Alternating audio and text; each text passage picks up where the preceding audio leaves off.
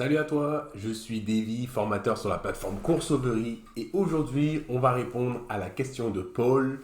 Comment faire pour analyser mes données Google Ads mais aussi l'ensemble de mes données dans Google Analytics sans y passer une heure.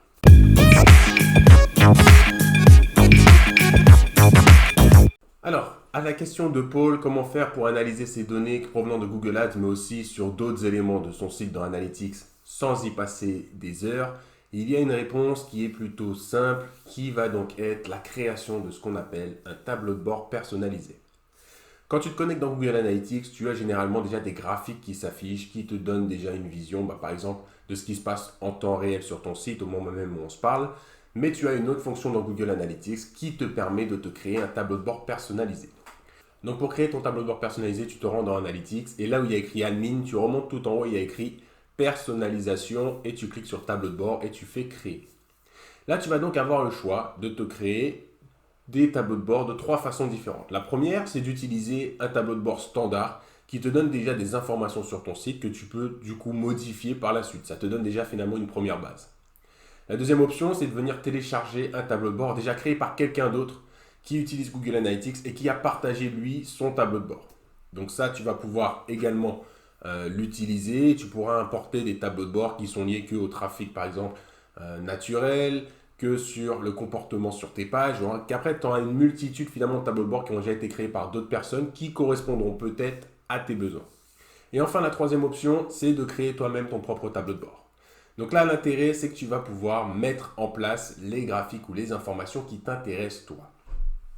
Donc pour créer un tableau de bord, il faut savoir que tu as le droit jusqu'à 12 widgets. Donc ce qu'on appelle des widgets, ce sont ces petits encarts avec les données. Donc ça peut prendre la forme d'un graphique camembert, un graphique à barre, un tableau. Ça peut être une carte géographique où on voit les connexions. Et derrière, tu vas donc être libre de pouvoir ajouter l'un ou l'autre, de pouvoir également affiner en regardant certains critères. Donc tu vas pouvoir voir par exemple le taux de rebond sur certaines pages de ton site. Donc là, dans le cadre de Paul, si tu veux voir ta publicité, les performances de ta publicité Google Ads, combien d'achats, combien de conversions ça t'a généré, mais également faire un lien avec les taux de rebond de façon plus générale sur ton site, le dashboard sera parfait pour ça, puisque du coup, tu pourras sélectionner des widgets uniquement concentrés sur la publicité Google Ads, qui vont te faire un rapport du coup sur les éléments qui t'intéressent. Et à côté de ça, te mettre d'autres widgets qui vont te donner des informations peut-être plus globales sur le nombre de femmes et d'hommes qui sont connectés sur ton site, la moyenne d'âge de chacun, de façon à ce que tu aies déjà accès à l'essentiel de ces informations sans avoir à aller dans tous les rapports Google Analytics pour aller rechercher ton information. Donc ça, c'est quand même assez utile. En revanche, on peut très vite être limité si on cherche beaucoup d'infos et qu'on cherche à être très précis. On a le droit à 12 widgets et malheureusement pas un de plus, sinon derrière il faudra recréer un nouveau tableau de bord. Donc après tu peux créer une multitude de tableaux de bord pour avoir un tableau de bord dédié au référencement naturel, un tableau de bord pour la publicité par exemple.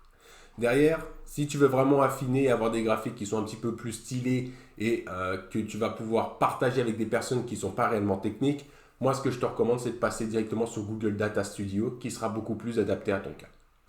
Si cette vidéo t'a donc aidé, n'hésite pas à mettre un j'aime, n'hésite pas à t'abonner pour recevoir les notifications sur les prochaines.